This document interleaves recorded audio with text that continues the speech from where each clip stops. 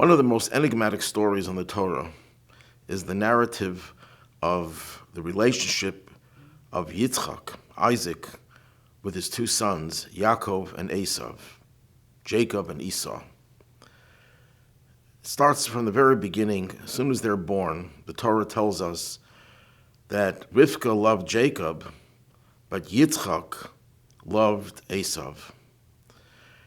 Near the end of the Torah portion, Yitzchak thinks that his time to leave this world is coming near, so he wants to bless his son Esau. And Yaakov has to engage in deception at the behest of his mother, Rivka, to appropriate those blessings for himself, which he successfully accomplishes. And when Yitzchak discovers the ruse, Yitzchak does not punish Yaakov. Yitzchak says, may he be blessed. What is going on over here? How could it be that a man as holy as Yitzchak was not aware of the fact that Jacob was a very studious person, a very honest person, devoted to God? Ultimately, he was going to be the third patriarch. And according to the Midrash, he was the Bachur Sheba'avos, he was the select, the chosen of all of the patriarchs. And Esau was a ruthless criminal. Esau was uncouth, to put it mildly, but he was also a criminal. He was an evil person. As sages explained in great detail, that the day that he comes from the field and he's weary and he asks Jacob for the lentils, that was the day that Abraham had died and they were cooking. Jacob was cooking lentils as a way to feed the mourners, as is customary to give lentils to mourners. And Esau came from the field weary with what? He just committed heinous crimes, murder and other crimes. And to say that Yitzchak was completely oblivious to everything about Esau, how could that be? Well, the Torah actually anticipates our question and says the reason why Yitzchak loved Esau was kitzayid befiv, that he was able to, according to one interpretation, provide game, venison, in the mouth of Yitzchak. Yitzchak supposedly had a liking for this type of food, and Esau provided it. To make it sound a little bit more sophisticated, it wasn't that he wanted the food that much, but he appreciated Esau's honoring of his father. Okay, that makes a little sense. Rashi gives us another explanation that Esau feigned piety by asking his father, how do you tithe straw? How do you tithe salt? And Yitzchak was impressed with his piety, and that's why he favored Yitzchak. But still, how could he not realize that Yaakov was far superior to Esau? Maybe Esau had some redeeming qualities. Well, this one explanation is that the reason why Esau was the favorite of Yitzchak, not because Yitzchak thought he was better than Yaakov, but because he knew he needed more love. And there's a very important lesson for us when we have a child that doesn't behave, a child that is like the black sheep. The way to deal with that child is to shower more love and to show how much we appreciate the good that they do. Another more mystical explanation is given and explained and expounded on in Hasidic writings, is that Esau's soul really had a higher source than Jacob's soul. And Yitzchak wanted to, by blessing and showing favoritism to Esau, to help him access his spiritual source and make that the powerful force behind Esau's behavior instead of the surface negativity that Esau exhibited. This is all true, but the Torah seems to suggest that why did Yitzchak love Esau? Kitzayid b'fiv, because he deceived him. It was a deception. It should have said he loved Esau because he wanted to shower more love on him, or he loved Esau because Esau had a higher source. Yet it seems that he loved Esau because of the deception. And I think that's the key to answering the question. Yes, Yitzchak knew that Yaakov was a man of truth. He knew Yaakov was a person who was devoted to the study of Torah. In those days, they also had the Torah, as we discussed in many of these talks, that the Torah was revealed even before Sinai to a select few among them the patriarchs, and they observed the commandments of the Torah. So Yaakov was devoted to that teaching, to those teachings of Torah. And Yitzchak certainly knew all that. But you know what he thought? Yaakov is a person who follows his nature. His nature is to be studious. His nature is to be sincere and genuine. His nature is to do everything right. I don't have to worry about him. But you know what? Not only do I not have to worry about him, I think he has a certain limitation. He follows his natural personality's predilections. Whatever is natural for him, that's how he lives. That's how he engages the world with his natural faculties.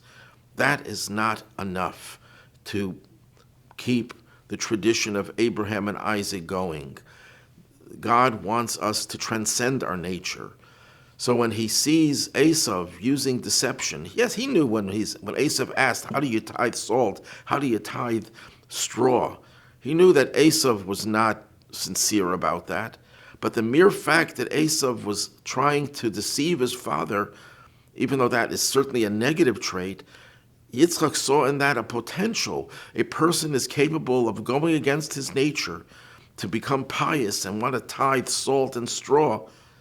True, to deceive his father, but it means you're willing to transcend your own nature. He says, this is material I could work with. Just like we saw this, especially in the days when I was on campus. Who were the students that you felt had more potential? Not the students who were receptive, who were mild-mannered, who just listened to what you said and didn't argue. It's the students that were arguing that were not at peace with what you were saying and were rebellious.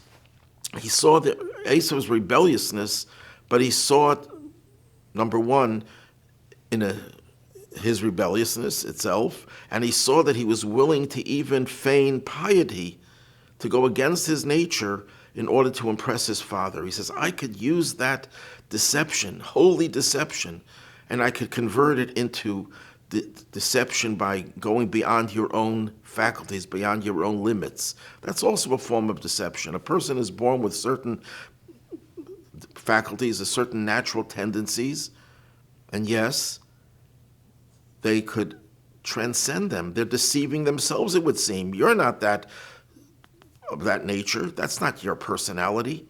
We often hear people talking about, this is the way I am. You have to respect the way I am. Yes, we have to respect everyone, even if we don't agree with them. We respect them. But the argument, the premise that this is the way we are and we can't change is contrary to what being a human being is all about. A human being is someone who's capable of self-transcendence. We often hear the people say, when they make a mistake, I'm only human. Yes, that's true. Human beings make mistakes, but human beings are able to correct their mistakes, even if their mistakes are ingrained, even if it's their nature. People say, well, this is how I was born. God made me this way. What does he expect from me? Well, it's true. It's a major challenge. But when you overcome that challenge, you transcend your nature, then you demonstrate that your humanity is one that is in sync with God's purpose and God's plan. God wants people who are able to transcend themselves. When you go out of your way to help someone, for example, that's self-transcendence. Your own nature tells you, stay put, take care of your own needs, be selfish. But when you go out of your comfort zone to help others, to serve God in ways that are not comfortable for you, that's a sign that you are really going in the right direction. So Yitzchak saw that Esau was going out of his comfort zone to do things that were right, not because he wanted to do them, not because he believed in them, but because he wanted to impress his father. But you're able to transcend yourself, you have promise for the future. Because the patriarchs were not just about doing good. They were about paving the way. They were about forging ahead to create a nation that would be prepared to take on the whole world. The world stands against you, and you are able to transcend the obstacles. Jacob, on the other hand, nice guy, wonderful person. He was very proud of Jacob, I'm sure, but he said, you're not what we need for the future. We need someone who can transcend his nature. So then why did Yitzchak, when he heard that Yaakov was not Esau, and he appropriated these blessings, and Esau tells his father, he tricked me twice. Yitzchak was not upset at Yaakov. He should have said, what kind of a son is this that he deceived me? He said, Yaakov is really capable of self-transcendence as well. Yaakov was the man who personified emes, truth, sincerity, the opposite of duplicitous nature.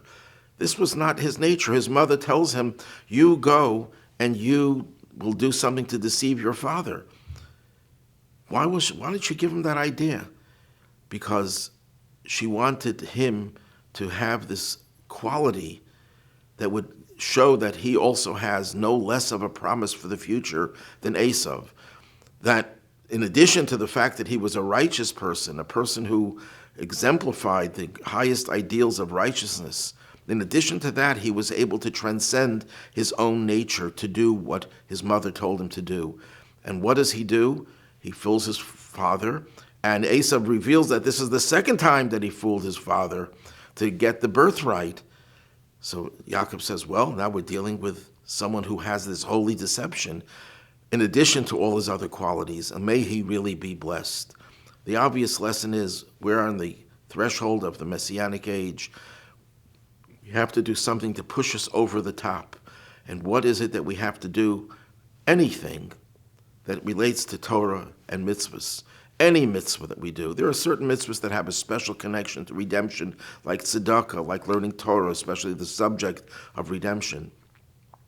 But whatever it is that we do, to find ways of self-transcendence, going beyond our comfort zone, and that will take us out of the comfort zone of galus, of exile, and lead us to the final redemption through our righteous Mashiach.